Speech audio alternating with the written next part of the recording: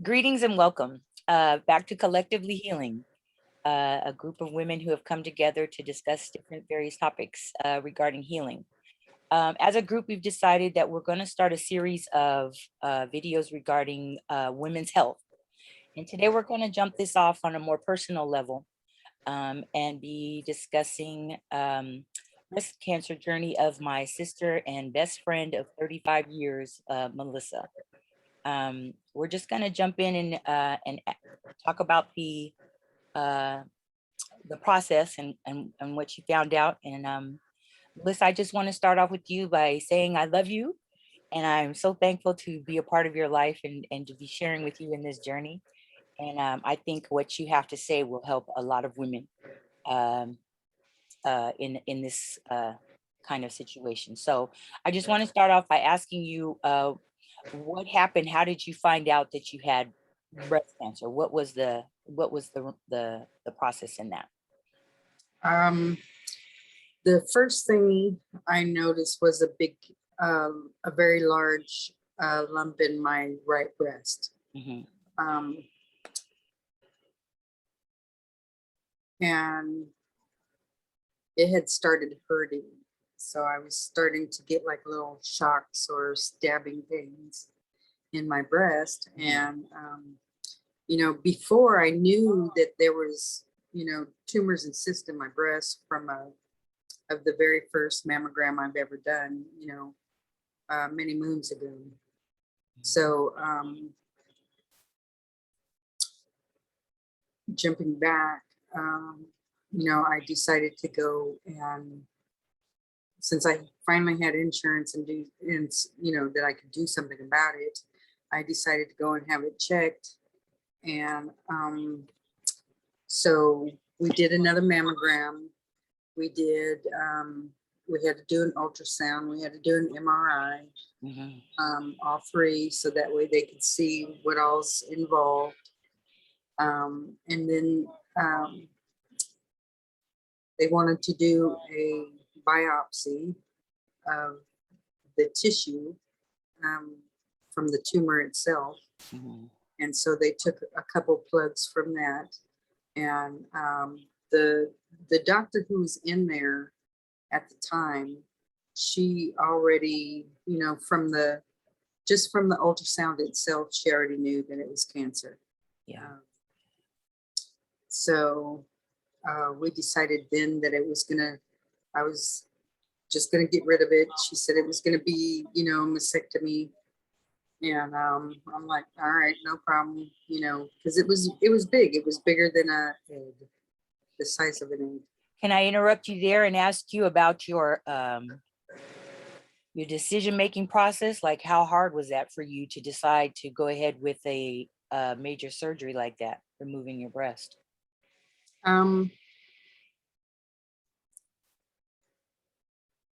It really wasn't that hard. I knew that it was something that needed to go, and it was the way they were explaining. I'm reaching down like it's I know, there. touching it. I got you. I understand. I still feel like it's, it's there. So no, that part there wasn't very hard. I knew it needed to go. And I didn't want the lumpectomy because I didn't want, some deformed piece of tissue just hanging there. So I just decided, okay, which she was saying anyway, because there was a the largest tumor that's in there. And then it was connected to one tumor on the top and then another string going down within the breast. So 3 tumors within the breast. So there was 3 tumors in there. Yeah. Look, I'm grabbing mine too. What? So yeah. I was, let's do it. Let's get it done and over with. And me in my brain thinking, yes, let's just do it, and so we can move on and move on with life. One thing I would like to interject and go back to and touch on is that because of insurance, And because of insurance, lack of insurance, and because of lack of follow-up from previous doctors regarding this, that Yes. it was a couple years before you actually got the final diagnosis. So I want to Right. encourage women that there are a number of free agencies in different cities. I know here, my mother is a part of the National Black Nurses Association for the San Diego chapter, and they have a lot of different educational events in communities. I've actually, because I don't have insurance either right now, I'm waiting on that, but I have gone to free mammograms and free follow-up for those mammograms to speak to a doctor if anything happens.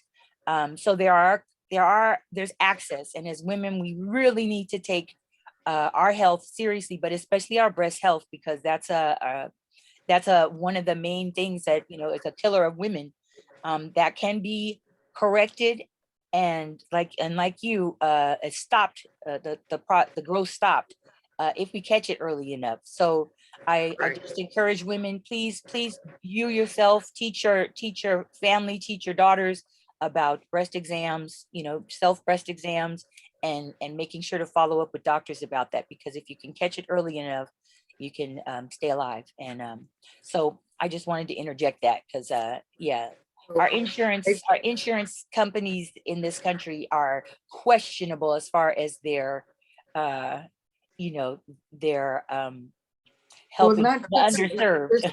not just the insurance fault, but the doctor as well. Because now, so back then I didn't have insurance, Mhm, and mhm. because I didn't have the insurance, the doctors didn't want to go forward. They just wanted to watch it. Right. So, sorry, let me get back. All right, no Uh, worries.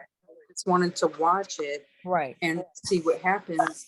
Well, in that case, life happened, Right. and um, I never got insurance until just recently, Right. you know, because I was with kids Mhm. and I couldn't afford it. So coming back to now, when I told the team, the doctors, the actual oncologist, when I told him that, Mhm. he was very angry.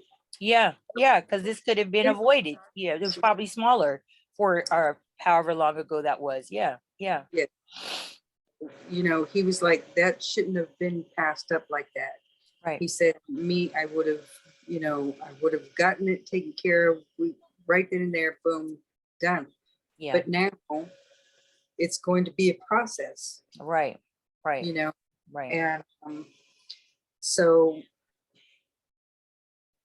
um, so far I've gotten the mastectomy. So let's discuss that a little bit. How was the process of going in for the surgery, and the the the the pre examinations, and the things like that, like getting leading up to it? What kind of things did you have to do for that? I had to, like I said, I had to do the MRIs. I had to do the ultrasound, and of course, you got to do blood work, Right. and then you know, you've got to prepare for it too, because okay, so now um, you can't wear regular bra Right. Or clothes, the shirts or too. Yeah, clothes, yeah. not just okay. So I had to buy button up shirts, Hmm. which I'm still having to wear, Right. um, because there's tubes and Hmm. you know draining tubes that are out, and you gotta deal with the dressing and Yeah. all that. So, Yeah. um, what else did I have to do? You were there. um well, I was thinking of the lady that we that you spoke with when the day before. I think that was the day before. The one who was in the back, who did the exam, and just how everybody that day, I thought, just made me fall in love with your city, because just the people were so warm and kind, but especially the hospital. all the people that we met there were just so gracious and wonderful. But the lady in the back just said a couple of things that I thought were significant regarding breast health and breast cancers, and whether to have a full mastectomy or not, the type of information. And my brain is a blank right now. I just thought I was trying to remember what she was saying. I wish I would have prepared for that, and we discussed this before, but um I think just the preparation and being prepared for immobility, because there was some times where you're not allowed to lift anything or pick up anything heavy, and the clothing was a major thing as well, and just getting prepared for what you had to do. But what about the mastectomy? How did you feel coming out of that, as far as pain tolerances and what it looked like to you, and what your reaction was to that? Yes, I was there, but it's for you to share. But I have brain Brain fog. fog. So Yep, same. I don't remember, but coming out of the surgery. Mhm. So, okay, so going in, I was very anxious and very nervous about it. And I didn't want to cancel it at the end, at the beginning. So, I needed something to calm me down. Mhm. And, smoking CBD wasn't doing it. Yeah. So I asked if they would prescribe me a Valium. Mhm. So that way when I could get the courage to go in and not be so worried about the Yeah. outcome. So I took that. I think I took some gummies. Yeah, you did some CBD gummies. I took some Yeah. gummies. So, and maybe a puff or two on the CBD vape pen, Mhm. and was good going in there. Yeah. Yeah. So laying there, I think mom was more nervous than I was, Of course. um, you know, at that point. And they came in to talk to me, asked me what was going on, so that way I know, Mhm. so they know that I know that what's Which side it is, or yeah. and Mhm. Mhm. so, and then the anesthesiologist came in and hooked me up and got me all together. And they said, we're going to come back and we'll have you count, from 10. Mhm. Honey, 7, You're out. gone. It works good, doesn't it?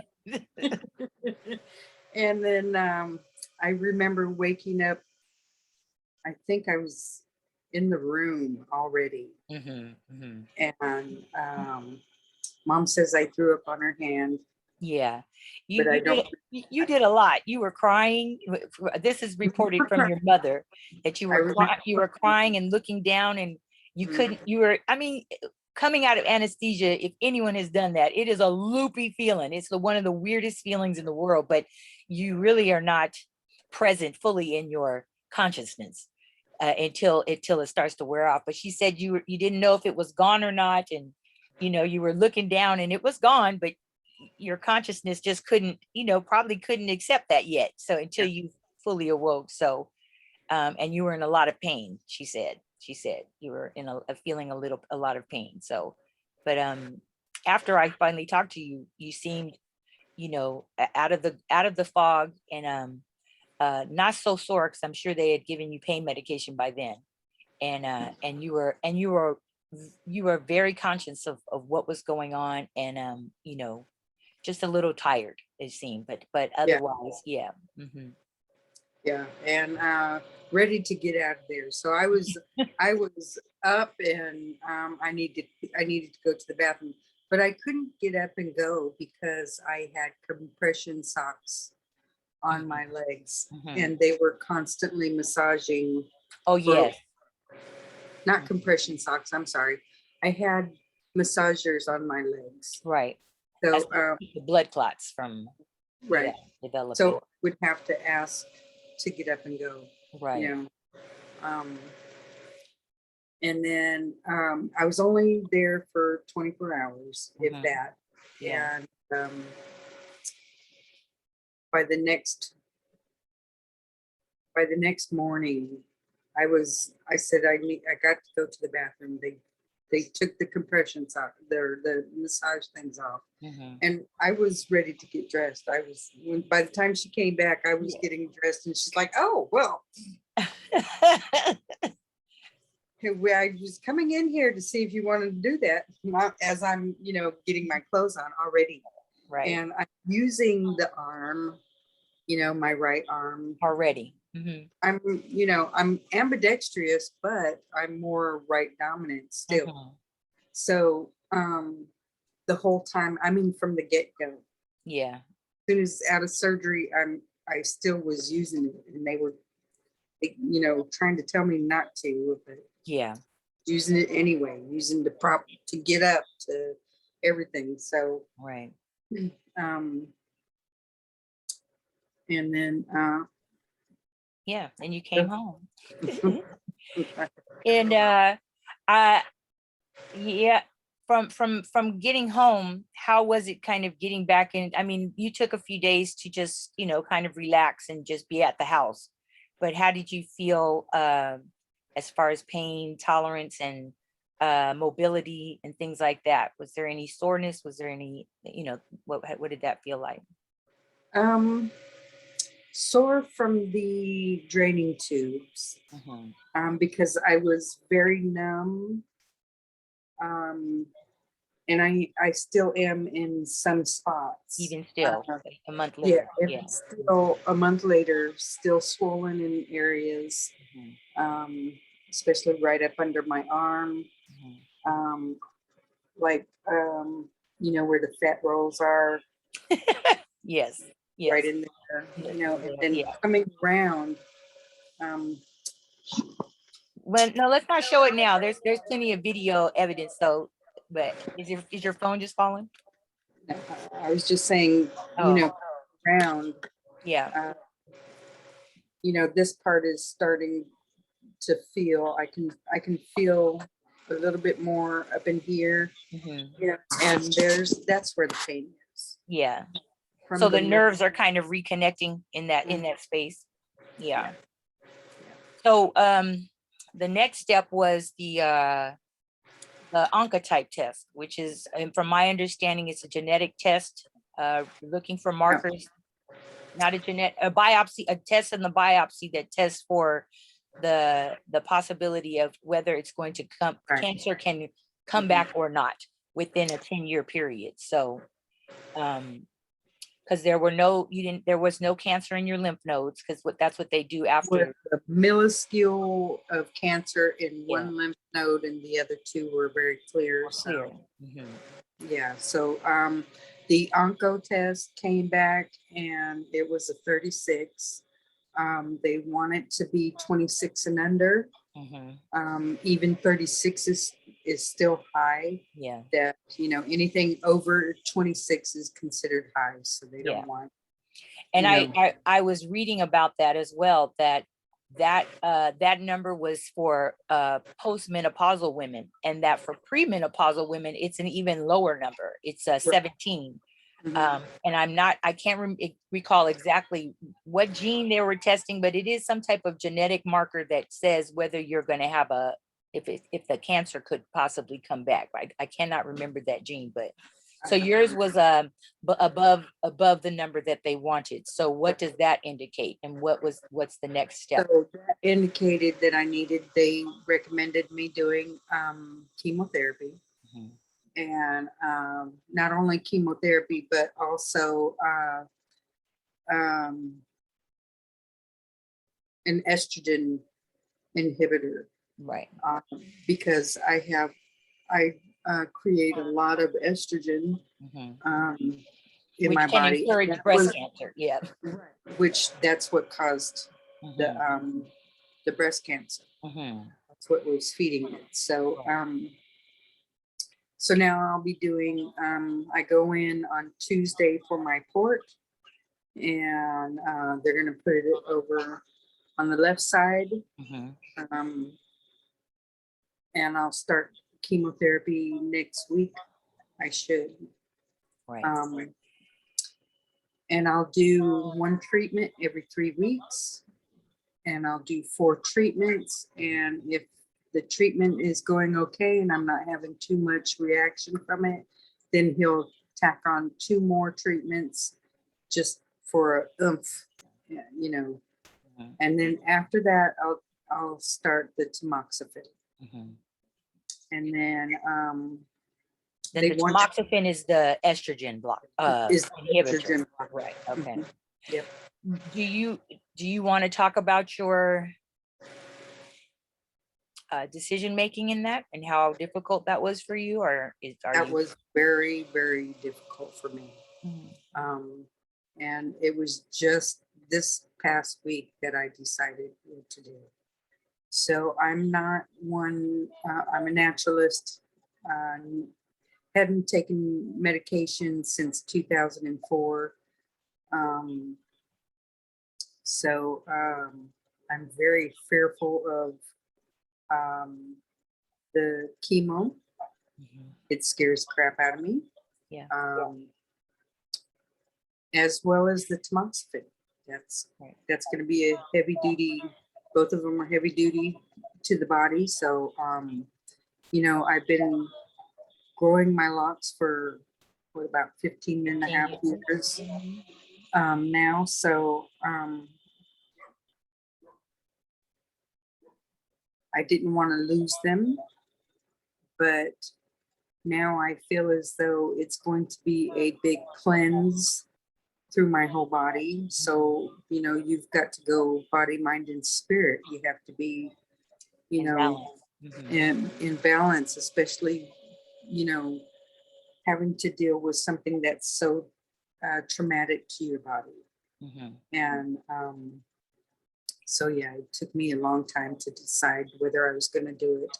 Yeah. And, talking to other women, um, my research, your research, it all played a part in it. Mhm. And, I didn't want to disappoint anybody, but, what I had to realize is that um, it, I have to worry about myself Your life. and what's Your best life. Yeah. for my life. Yeah. So I Absolutely. don't want it to come back. Right. Um, Even though there still is a great chance that it may come back. Mhm. Um, but doing what needs to be necessary to you know to take care of To it. help in that aim. Yeah. That. And then as soon as I get done with it, I can go right back to my, to cleanse my body and get the chemo as much as I can out, Yeah. the tamoxifen, all of it, just to cleanse the body Mhm. and go into because I want to go into a vegan clean diet, Mhm. um, which now I read somewhere else that it was a person who said it. So I don't know how true it is, but they were saying something about it doesn't matter about the food that you eat, whether it's estrogen, if it's, it creates estrogen or not. But I shouldn't even said that because I don't Well, need, it's something that, look, there's so much information out there. there So you is, have to consider, you have to, if something connects with you, and there's some reason for that. So it's good to look into right, those things. One of the things I found doing research, trying to, to kind of help you with your decision making about, like, was that your diet is so important, of course, for preventing cancer, for once you have cancer, to keep yourself strong and things like that, that your diet is going to be very important. But it said, like, it's good for your body to be in balance, and the more alkaline the better, I think. And I think that's all researchable. But I think, when you're that it's going to be like a major shift for you, which will be good because your body is going to need to be at its strongest. Yeah. you know, to withstand all of the chemotherapy and the well, the chemical therapy from the tamoxifen too, because that is an estrogen blocker. So your body is going to be in another shift. So Yeah. um I wanted to say just what an inspiration you have been to me as a sister and a woman. Watching you, I mean, all these years you've been an inspiration, just raising your children and living the life that you have in constant growth and change. But this situation especially helped me help made me shift and about taking care of myself. You know, that those are the things you have to be active about, and I'm so appreciative for you to see like how you've gone through these processes, and to me you made the best decisions that you could for yourself to you know, have long life and longevity. So I appreciate you for that. Is there other things you want to share about the process, or anything that you've learned thus far that has come out of this? Be your own advocate. Make sure you speak up, and I wished I would have done that back then, you know, but everything happens for a reason. And so, um, you know, I'm grateful for you for coming out and helping, and, you know, for my daughter and my mom, Yes. who's been Amazing. here for like, you know, since August 4th, you know, Yes, since so the beginning. yeah, Yeah, I I don't regret anything. So, right. um, That's right. you know, and this too is also a learning process for me as well. You Hmm. know, um, just staying strong and not allowing, you know, the emotional part of me to take over and you know, put me in depression. That's right. I don't want that, and I'm so glad that I've had you guys around me, you know, to uplift me and other women who are going through this, you know, for support and upliftment as well. So Absolutely. I'm very appreciative. I also want to mention, and I'll if I can figure out how, because I have not yet, but if I can figure out how, I'll put the link in the description here. That Melissa, you did videos all throughout this process. Mhm. That as soon as you found, which to me are so heartwarming and heart wrenching, and you know, but it is definitely worth a watch to watch them from the beginning up until this point, because you learn a lot about like where she was at right in that moment, you know, and that's significant, you know, so people have an idea. I also wanted to share 7 tips to keep your breast healthy for women who are out there. You know, like I said, we're starting off a series of topics about women's health. And because this was so close to home to all of us, it's Katie included, she's been a part of this as well, and been such a good support from afar. And we appreciate her so much and miss her in this video. But she's got a lot of things going on in her projects going on. So she approved us to go ahead with this. So, but I wanted to share them real quick. Um, 7 tips for long life breast health. And it says, maintain a healthy body weight. So if anyone knows about body mass index, I'm not sure how you go and measure that, but I think it's something to do with your height, weight, and age, those kind of things. I think there's some type of, you can look it up online, but it will help. Weight gain and obesity increases the risk of breast cancer. And it says make sure, number 2 is make sure to make time for regular exercise, at least 30 minutes a day. Adopt some type of healthy lifestyle, at least 5 days a week, so that you keep your blood pumping, you keep your body healthy. Minimize or avoid alcohol. It's a well-established dietary risk for breast cancer, it says. So don't consume more than 2 glasses a day. If you do, you're at higher risk for breast cancer. Eat more vegetables, more, I can't say this word, cruciferous vegetables, which are broccoli, cabbage, cauliflower, any dark leafy greens, carrots and tomatoes, citrus fruits, berries and cherries, all have these major antioxidants, which are cancer killers. So make sure to do that. Target motherhood. This was something I did not know. Number 5, target motherhood. Target to have your first child before 30.